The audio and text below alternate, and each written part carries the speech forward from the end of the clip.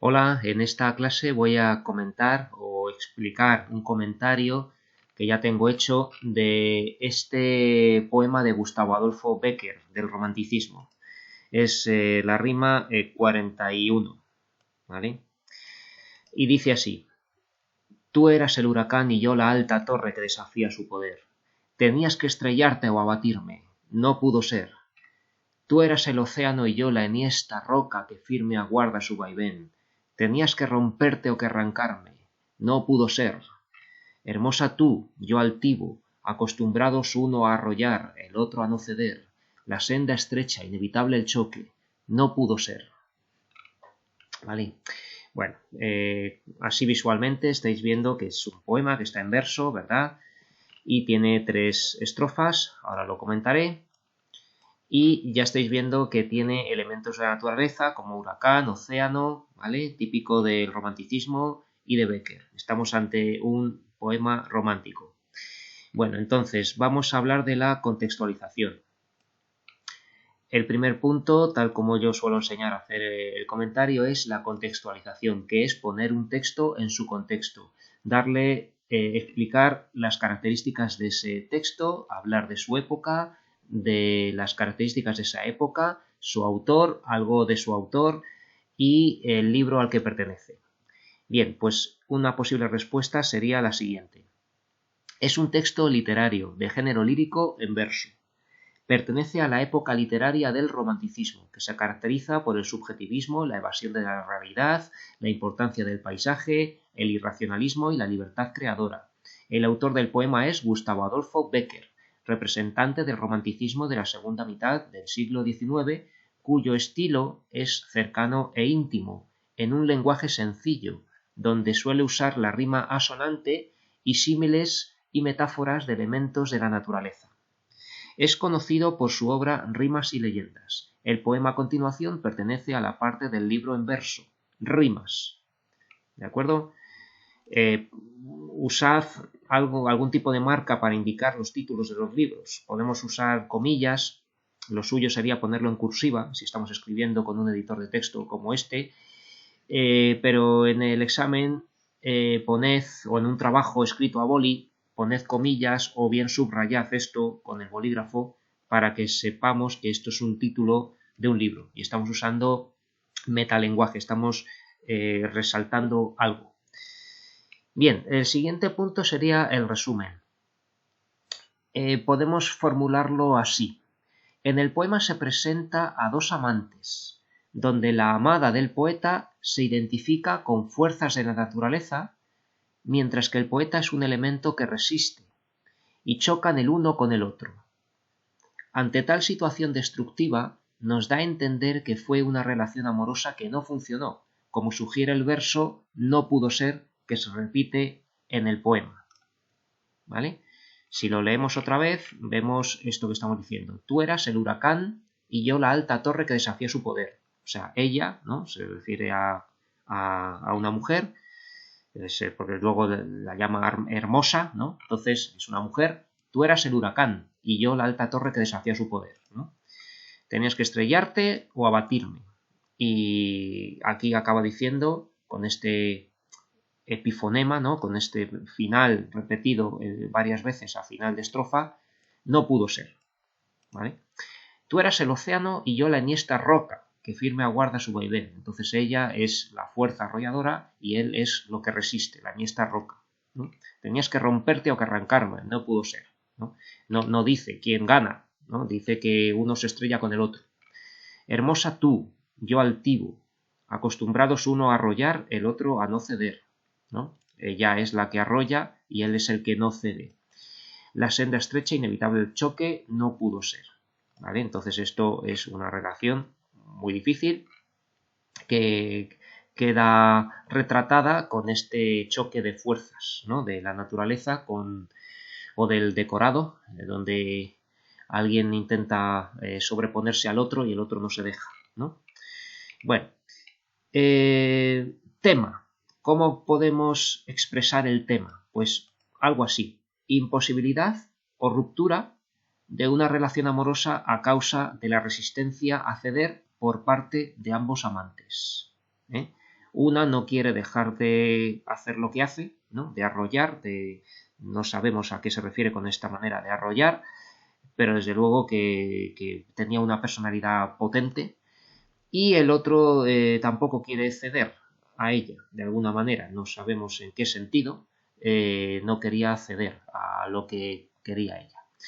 Entonces hay una imposibilidad de una relación amorosa a causa de la resistencia a ceder por parte de ambos amantes, ¿no? De la resistencia a conciliarse, ¿eh? Es algo donde no hay conciliación posible, ¿no? Directamente podríamos decir ruptura. Más que ruptura, parece ser es que ni siquiera llegó a funcionar esta relación amorosa, no llegó a funcionar. Quizá no llegaron a romper porque no llegaron a empezar. Se conocieron, está claro, pero cuánto hubo de relación aquí no lo sabemos. El caso es que, como dice el verso que se repite, no pudo ser, no pudo ser, no pudo ser. Bueno, estructura interna, ¿cómo se divide en partes internamente? Todavía no he dicho la externa, pero bueno, aquí voy a decir primero la interna. Pues la primera parte la podemos considerar las dos primeras estrofas, las dos primeras secuencias o estrofas. Podemos llamarlas estrofas porque tienen regularidad, ¿vale? Yo digo que, digamos, series o secuencias de versos cuando sean totalmente irregulares, pero aquí tenemos 11, 11, 11, 5, 11, 11, 5, ¿vale? O sea que es que son 4 versos iguales, así que podemos referirnos a ellos como estrofas. Y os estoy diciendo ahí que podemos incluir en una sola parte las dos primeras estrofas porque están diciendo básicamente lo mismo, que hay un choque entre una fuerza de arrollar, ¿no? De llevarse por delante algo, y otra que es la de resistir, la de no dejarse.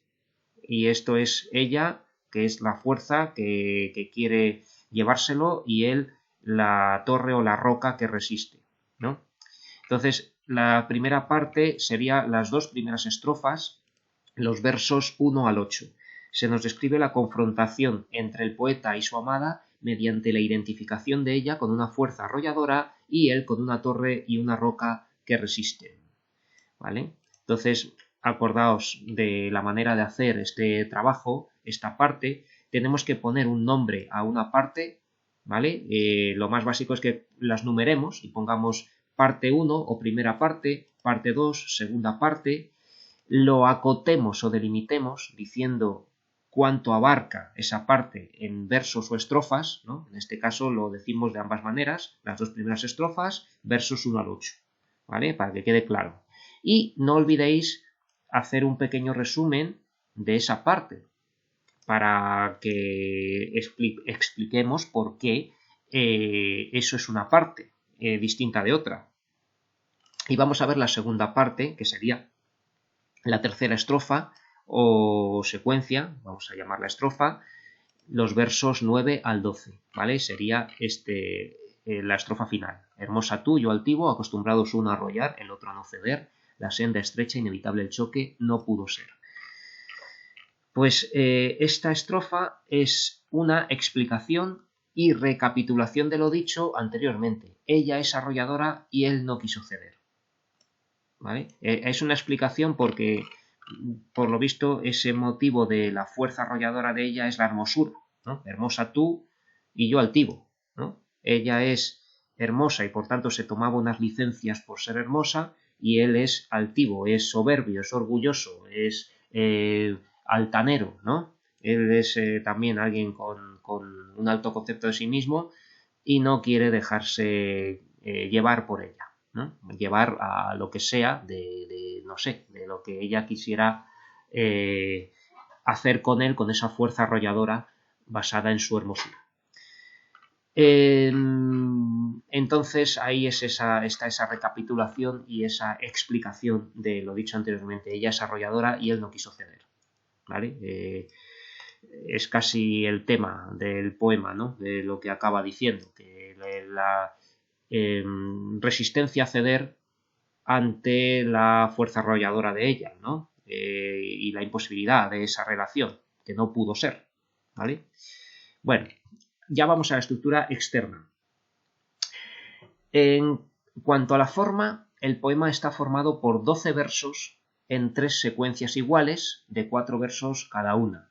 Aquí sí que podemos decir estrofas, ¿vale? Porque son iguales. He dicho secuencias porque esta estrofa es inventada. O sea, Bécquer no está usando ninguna estrofa conocida de la tradición literaria. No está usando cuarteto, ni copla de pie quebrado, ni tercetos, ni quintillas, ni quintetos, ni ninguna estrofa conocida de la tradición literaria. Ha inventado una, de 11, 11, 11, 5. Esto no existía, ¿vale? Por eso yo en este comentario he puesto tanto estrofa como secuencia, ¿vale? Podemos llamarlo estrofa porque tienen regularidad. Son 3 secuencias iguales, entonces sería correcto llamarlo así. Bueno, de 4 versos cada una.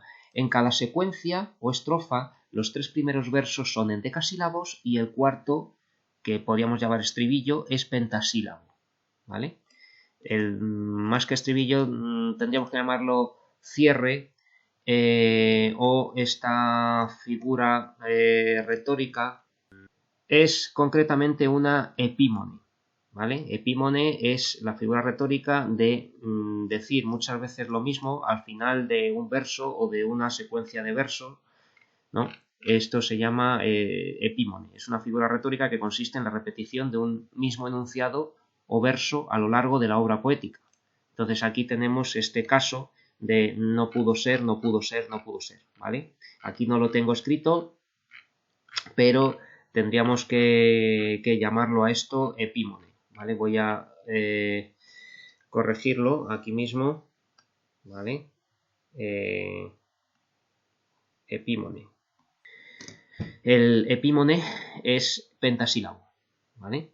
Entonces esto es este verso más corto que al ser corto destaca frente a lo demás del poema. Un verso corto siempre tiene más intensidad. El verso corto lleva más carga, ¿eh? El verso largo es para explayarse y el verso corto es para concentrar. Entonces fijaos cómo concentra aquí la idea de no pudo ser, no pudo ser, no pudo ser, además repitiéndolo, ¿no? Con esta llamada epímone, ¿vale? Si no os acordáis de ese nombre, epímone, pues simplemente decir repetición o lo que yo tenía aquí puesto antes, que era estribillo, por así decir. Pero estribillo sería más en una canción. Bueno, y fijémonos ahora en la métrica, en el cómputo silábico, ¿no? Tú eras el huracán y yo la alta, ¿vale? Entonces, ¿cómo tenemos aquí las sílabas? Pues voy a señalarlo, ¿no? Tue, tenemos aquí una sinalefa. Tú eras. Es un poco difícil de hacer, ¿eh? Aquí ha forzado un poquito. Podríamos haberla separado esto en sílabas. Tú eras. Pero bueno, tue, al ser cerrada la U y luego una vocal media abierta, pues bueno, pues se pueden diptongar en esta sinalefa, ¿vale? Tú eras el huracán y yo la alta. Y fijaos que aquí quería enseñaros esto porque tenemos un caso donde claramente no hay sinalefa. Porque en algún momento os he explicado que cuando la segunda vocal es abierta, tónica, como la alta, ¿no? No suena bien una sinalefa, no podemos hacer la alta. La alta parece que falta algo o no se entiende bien la palabra, ¿vale? Así que aquí tendremos que romper la sinalefa y decir la alta, ¿eh? Y lo entendéis, ¿verdad? Porque esta vocal tónica A, ¿vale? La alta necesita su espacio, necesita distinguirse, ¿vale? Tú eras el huracán y yo la alta, ¿vale? Entonces tenemos un endecasílabo. Y aquí os tengo que enseñar también otra cosa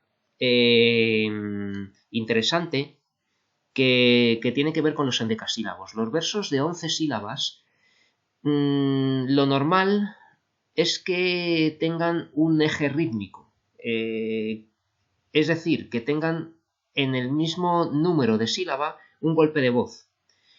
Y vamos a verlo aquí. Tú eras el huracán, ¿no? Y esto es la sexta sílaba. Y es que un endecasílabo normalmente siempre tiene acento en la sexta, ¿vale? es lo normal. Hay 4 tipos de endecasílabos, heroico, sáfico, bueno, ahora no lo recuerdo, pero que todos ellos tienen acento en la sexta. Es lo natural para recitar un verso de 11 sílabas, ¿vale? Entonces, si sois poetas y estáis empezando, o ya sabéis, o lo que sea, mirad que cuando hagáis un endecasílabo tenga acento en la sexta. Y también es muy normal ponerle otro golpe de voz en la décima, en la penúltima sílaba, ¿vale? Sexta y décima son golpes de voz que suele tener un endecasílabo, ¿vale? Para que sepáis un poquito más. Esto no hace falta que me lo digáis en el examen ni en el trabajo, pero yo siempre pongo un poquito más para los que queráis saber más. Ahora tenemos torre que desafía su poder. Esto también va a ser un endecasílabo, ¿vale? También va a serlo porque tiene 11 sílabas, vamos a ver por qué. Torre que desafía su poder. No tenemos ninguna sinalefa ni nada especial, y si las contamos, pues tenemos 1, 2, 3, 4, 5, 6, 7, 8, 9, 10. Pero poder que es aguda suma una sílaba, ¿vale? Entonces es endecasílabo. Y esto es raro, ¿eh? Un endecasílabo normalmente es un verso que acaba en palabra llana, ¿vale? No en palabra aguda. Aquí tenemos poder, ¿no? Que sería la décima, y también suma una. Y luego la sexta sílaba que la tenemos con desafía, ¿no? Pues este fía, ¿no? Aquí tenemos el golpe de voz en la sexta sílaba, ¿vale? Entonces seguimos manteniendo el mismo eje rítmico, pero que sepáis que un endecasílabo normalmente no tiene rima oxítona, que es el final agudo que va a rimar con algo, ¿no? En este caso ser, ¿vale? Entonces, los endecasílabos normalmente son en palabra llana, pero bueno, esto es parte de la innovación del romanticismo, que quieren romper con las normas y hacer uso de la libertad creadora. Entonces rompe, digamos, con la norma de los endecasílabos y hace endecasílabos en palabra aguda, ¿vale? Que esto es muy novedoso. Bueno, ¿qué más tenemos?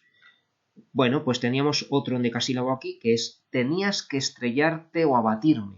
Tenías que estrellarte o abatirme es endecasílabo con varias sinalefas que tenemos. Tenías que estrellarte o abatirme, ¿no? ¿Veis cómo nos lo pide al recitarlo? Tenías que estrellarte o abatirme, ¿no? Se nos arrastran las vocales. Tenías que estrellarte o abatirme, ¿vale? Entonces, aquí donde tenemos los golpes de voz, pues otra vez mantenemos estrellarte, la sexta sílaba, con este axis rítmico, ¿no? Este eje rítmico en la sexta, ¿eh? Y abatirme en la décima, ¿vale?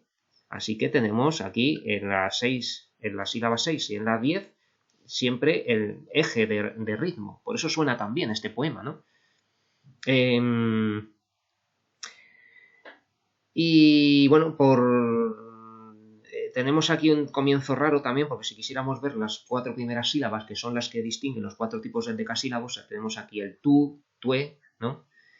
To, re, ¿vale? Pero luego ya pasemos a tenías, ¿no? O sea que lo va a romper. Si hubiera puesto aquí una palabra que empieza también con una sílaba tónica, habría mantenido el mismo eje en todo, ¿vale? Pero bueno, no está mal porque lo ha mantenido bastante. O sea, es un poema bastante buscado en cuanto a ritmo también, ¿vale? Esto que estamos viendo se llama ritmo.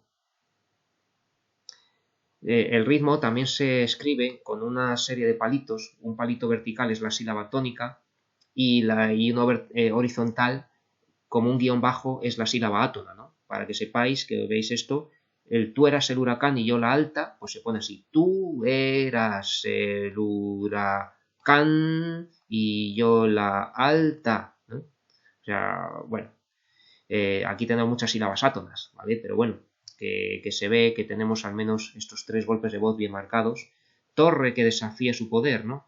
Torre que desafía su poder, ¿vale? Aquí como nos falta un guión porque como poder es un final agudo, se nos suma una sílaba. Tenías que estrellarte o abatirme, ¿no? Tenías que estrellarte o abatirme. ¿Veis? los tres golpes, los tres acentos que mantiene el endecasílabo. Y el no pudo ser, no pudo ser, ¿vale?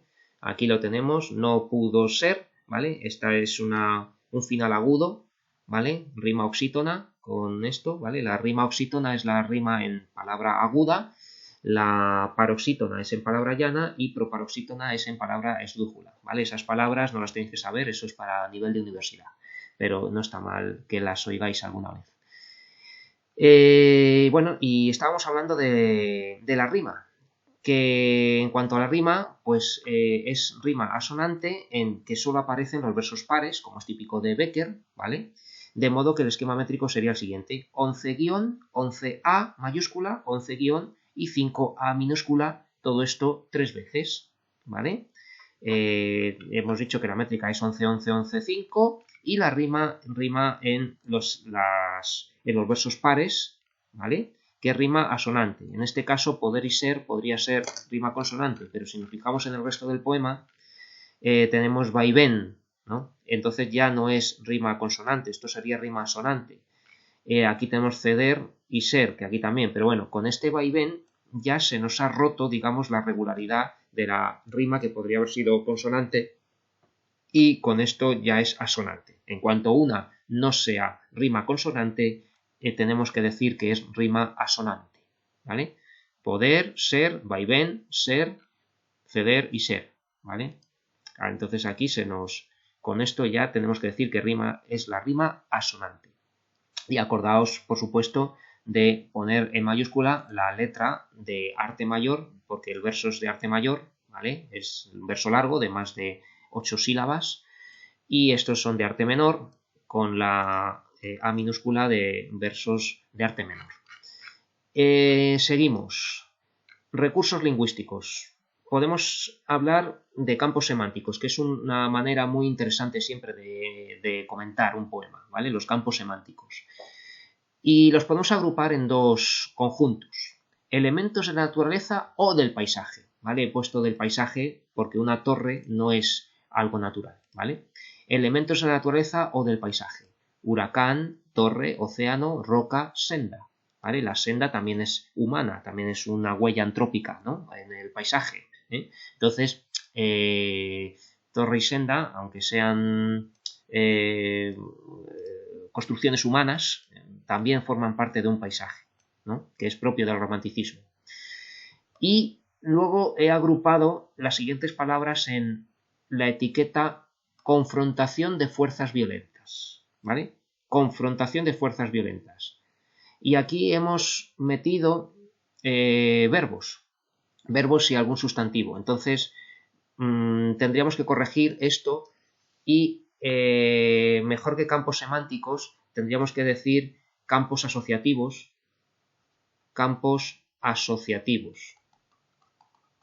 ¿vale? Que es la manera de agrupar palabras de distintas categorías gramaticales, porque campos semánticos sí sería esto, que son todos sustantivos, ¿vale? Pero si tenemos verbos y sustantivos o otras cosas, ya tenemos que hablar de campos asociativos, no campos semánticos, ¿vale? Los campos asociativos también se llaman así: isotopías textuales, ¿vale? Esto es un nombre un poquito más técnico, así que podéis seguir usando campos asociativos cuando queráis meter algún verbo u otra palabra. Bueno, entonces, ¿qué fuerzas violentas son las que se confrontan, ¿no? Las que chocan? Pues desafía, estrellarte, abatirme, romperte, arrancarme, arrollar, no ceder, también podríamos meterlo, y choque, ¿vale? Todas estas palabras tienen que ver con una confrontación de fuerzas violentas, ¿no? Que todas ellas son bastante violentas. Estrellarse, abatirse, ¿no? Romperse, ¿vale? Todo esto, pues esto queda muy interesante decirlo, ¿vale? Aparecen verbos en distintas formas de pretérito y podemos poner ejemplos, debemos poner ejemplos. Eras, tenías, pudo, pretérito perfecto simple, ¿vale? Que revelan, lo voy a poner así, que revelan que hubo hechos que se desarrollaron en el pasado con cierta duración, pero que aquello ya terminó con el verbo pudo, ¿vale? No pudo ser, ¿no? El pretérito perfecto simple de pudo, de la epímone, ¿no? Del estribillo, pues este pudo es el que marca que eso terminó, ¿vale? Eso terminó ya, ¿vale? Por eso es muy importante señalar que este tiempo verbal está en pretérito perfecto simple, una relación terminada. También son llamativas las perífrasis verbales modales de obligación. Tenías que estrellarte, ¿no? Es una perífrasis verbal modal de obligación, tenías que estrellarte, tenías que abatirme, ¿vale? Y que demuestra lo forzoso e inevitable de la situación, ¿vale? Esa perífrasis de obligación, ¿no?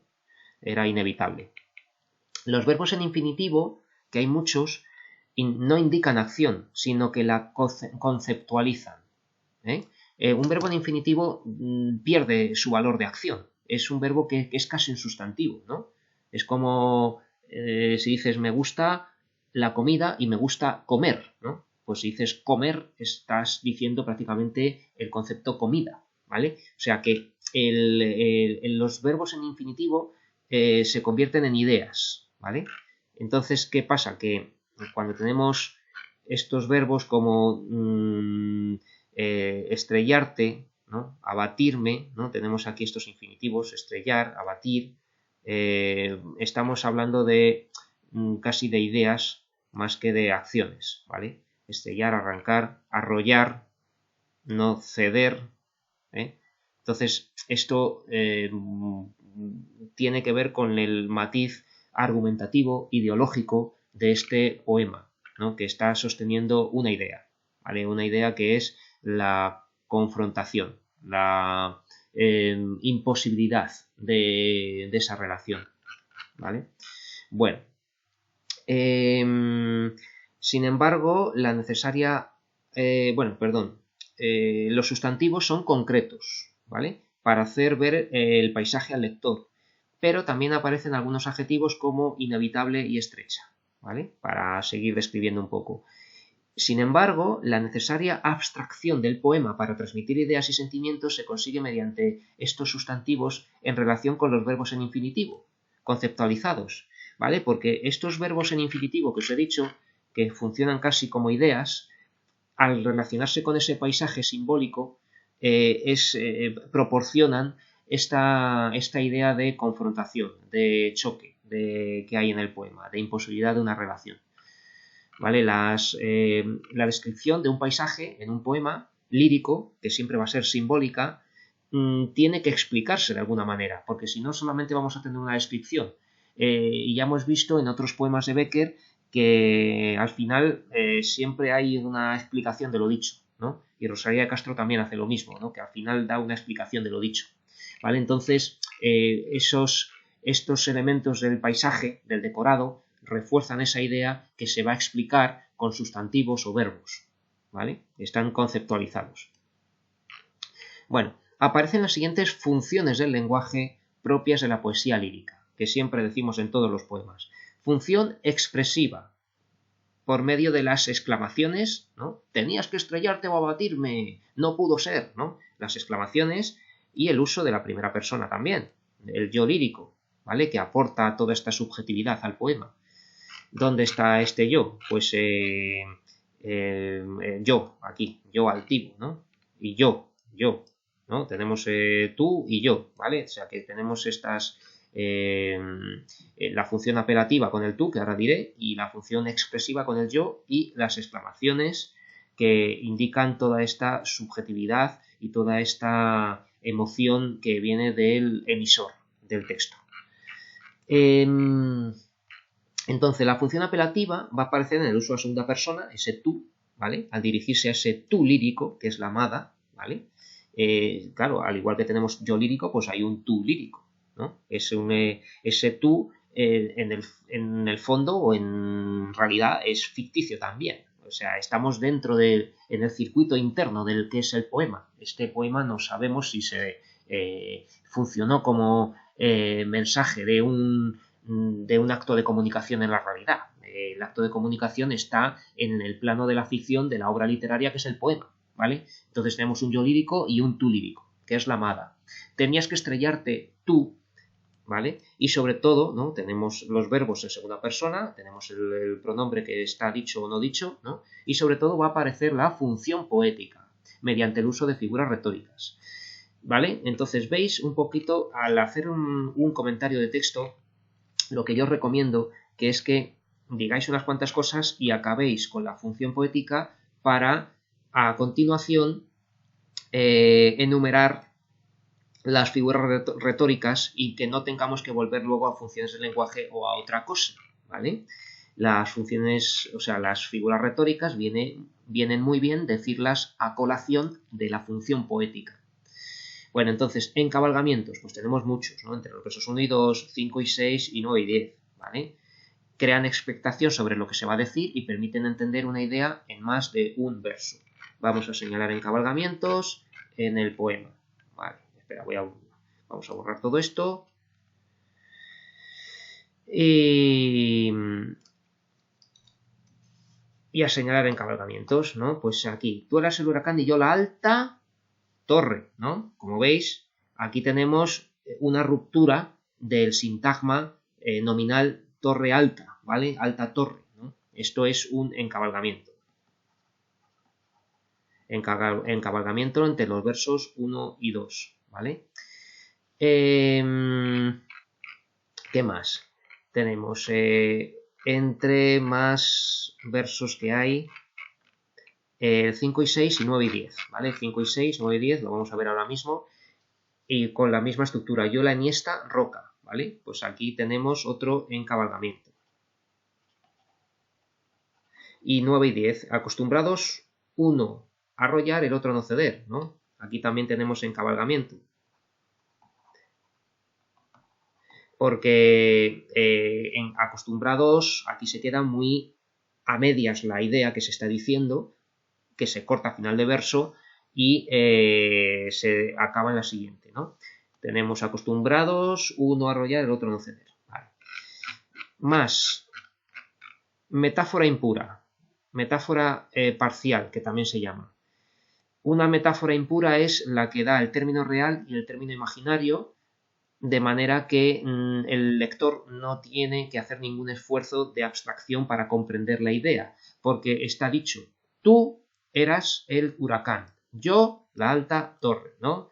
El término real eres tú, ¿vale? Y el imaginario es huracán. Aquí el término real es yo y el término imaginario es torre, alta torre, ¿vale? Entonces, esto es una metáfora impura o metáfora parcial. Tenemos más aquí. Tú eras el océano, yo la Iniesta Roca, ¿no? Entonces, está traducido, digamos, lo que es lo real y lo imaginario. En un libro he leído que una manera de definir metáfora impura es directamente un símil sin el nexo de comparación, porque aquí dices un como y ya estás haciendo un símil. Tú eras como el huracán, yo era como la alta torre, tú eras como el océano, ¿vale? Entonces es prácticamente un símil, es una metáfora que está casi al lado de una comparación, pero no tiene el nexo de comparación como. Entonces es metáfora. Vale, pues todo ello pues lo tenemos ahí en el poema, ya se ve aquí, ¿vale? Tú eras el huracán, yo la alta torre, ¿vale? Tú eras el océano, yo la Iniesta Roca, ¿vale? Entonces esto está dicho ahí. Vamos por orden siguiendo verso por verso. Entonces estamos en verso 1, 2, ¿vale? Hiperbatón. Hiperbatón es el desorden intencionado de la estructura lógica de una oración, sintácticamente, ¿no? Que firme aguarda su vaivén. Entonces, ¿qué pasa con el verso 6, ¿no? Que dice la Iniesta Roca que firme aguarda su vaivén? Pues que aguarda firme, aquí tenemos el verbo detrás de este adjetivo que funciona de complemento predicativo, ¿no? Que aguanta firme, que aguarda firme su vaivén, ¿no? Entonces, este desorden sería que aguarda firme, ¿vale? Se antepone el adjetivo para destacarlo, porque quiere destacar la palabra firme antes que lo demás, que firme aguarda su vaivén, ¿no? Lo que se adelanta es lo que destaca, ¿de acuerdo? Que firme aguarda su vaivén. No solamente por hacer bonito, tiene una intención, hacer un hipérbaton. Paralelismo, pues tenemos paralelismo entre los versos 1, 2 y 3, o sea, perdón, 1, 2 y 3 y 5, 6 y 7, porque tenemos las dos primeras estrofas, tienen una estructura paralelística o paralela, ¿vale? Tenemos aquí, en estas primeras estrofas, tenemos lo mismo en distinto orden, ¿no? O sea, en el mismo orden, pero con palabras distintas. Tú, ¿vale? Eras, ¿vale? El huracán, y aquí tenemos el océano, ¿vale? Y yo lo que sea, y yo lo que sea, ¿no? Ahora tenemos torre, roca, ¿no? Que desafía su poder, que firma, guarda su vaivén, ¿vale? Tenemos ambos con que, ¿vale?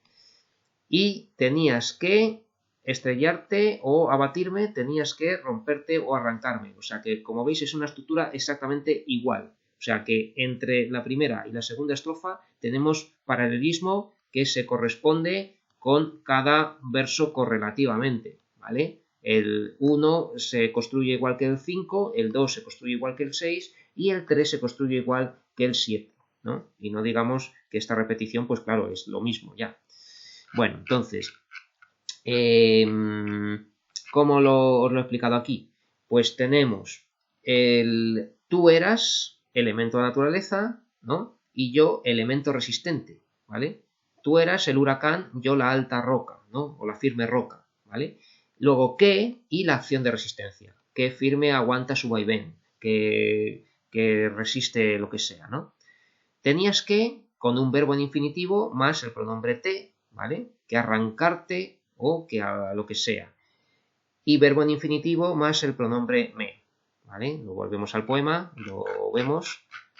Tenías que estrellarte o abatirme, ¿vale? Esto es interesante, que tenemos los pronombres de segunda persona y de primera, ¿no? Estrellarte y abatirme.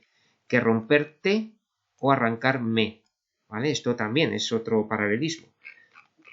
Está todo construido de manera paralela.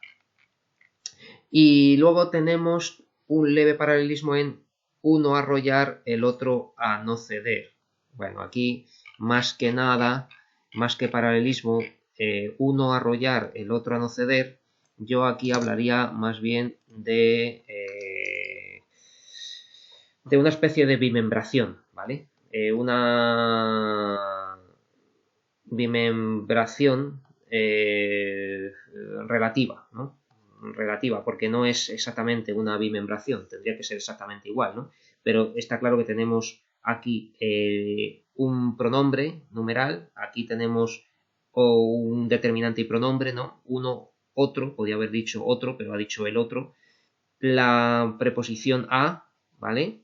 Y luego el verbo, que aquí va a incluir un adverbio de negación, arrollar, no ceder, ¿vale? Podría haber dicho resistir o negarse o algo así, ¿no? Pero bueno, en todo caso tenemos aquí dos mitades de verso construidas casi igual, ¿vale? Con el sujeto, ¿no? Con una omisión del verbo, que ahora hablaré de ella, y esa capacidad de acción, ¿no? A arrollar, a no ceder.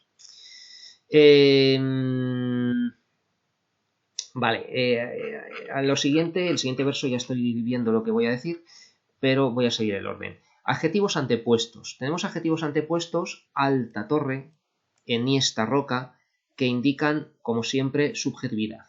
Subjetividad porque para él, para el emisor, para el poeta, esa torre es alta. Yo, la alta torre, ¿vale? Porque es altivo, lo que sea. La enhiesta roca, ¿no? Una roca firme que resiste, ¿vale? Y ahora es lo que iba a contar, los quiasmos, ¿vale? ¿Qué es un quiasmo?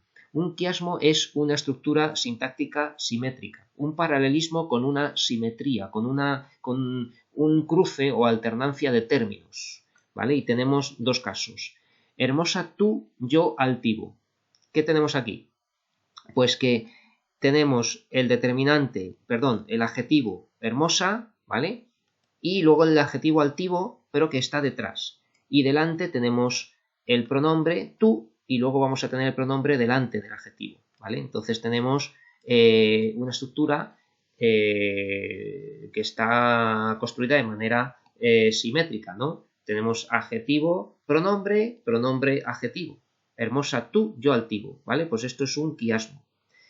La senda estrecha, inevitable el choque. Pues igual, tenemos el determinante y el sustantivo delante, aquí, ¿vale? Y luego el adjetivo. Y ahora vamos a tener delante el adjetivo, inhabitable, y luego el determinante y el sustantivo, ¿vale?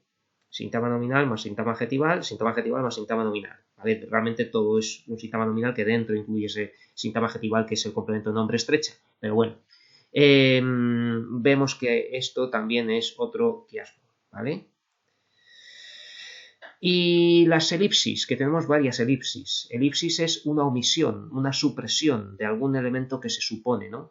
Y tenemos claramente que se omite el verbo ser en varias ocasiones. Por ejemplo, tú eras el huracán y yo la alta torre, ¿no? Entonces aquí tenemos omitido este era. Y yo era la alta torre que desafía su poder, ¿vale? En el verso 9, ¿vale? No dejéis de indicar en qué verso están, ¿no? Hermosa tú, yo altivo. Pues hermosa eres o hermosa eras, ¿no? Hermosa tú, ¿vale? Y yo altivo, pues tenemos omitido el verbo ser también, que puede estar en presente o puede estar en presente, en pretérito perfecto o pretérito imperfecto, ¿no? Hermosa eras tú y yo era altivo, ¿vale? En todo caso falta el verbo ser, ¿vale? Otra elipsis. Metáforas, pues tenemos alguna metáfora, ¿vale? En el verso 11, por ejemplo, tenemos la senda estrecha, ¿vale? Pues la senda estrecha, claro, está hablando de un camino, pero esto se puede entender de esta manera, como espacio de convivencia, espacio común de trato diario, ¿no? El camino recorrido juntos, como diríamos metafóricamente, para hablar de una convivencia de pareja, ¿no? La senda estrecha, pues que en esa breve convivencia que tuvieron no cabían los dos, ¿vale? Y luego, pues el choque, inevitable el choque, ¿no? El choque, pues claro, no es un choque físico como tal, sino una confrontación, una discusión que hubo, ¿no? Para que pudo significar esa ruptura o esa imposibilidad de que se desarrollase la relación. Bueno, y como un breve comentario, pues podríamos decir lo siguiente. El poema se adscribe indudablemente al movimiento romántico y al estilo más conocido de Becker, al utilizarse elementos de la naturaleza como fuerzas arrolladoras, representando estados emocionales. Asimismo, se exaltan las emociones con el propio contenido del texto y los signos de exclamación, lo cual enfatiza lo más característico del romanticismo, la individualidad y la subjetividad. El poema se va a mantener siempre vivo gracias al tema que trata, la falta de conciliación en las relaciones amorosas, lo cual ha ocurrido siempre y seguirá ocurriendo en muchos casos. Bueno, en fin, esto ya sí que es un... Pero fijaos que hemos comentado pues sin dar opiniones, sin salirnos del tiesto, ¿no? Hablando de Becker, hablando de las características de su poesía, ¿vale? Pues que estos elementos de naturaleza representan estados emocionales, ¿no? Del ímpetu, del carácter que puede tener uno de fuerte, ¿no? La agitación emocional que puede ser un huracán o una tempestad. Entonces, esto es los rasgos del romanticismo vienen muy bien para comentar un poema al final en este último apartado. Y nada más, con esto pues termino este vídeo. Muchas gracias.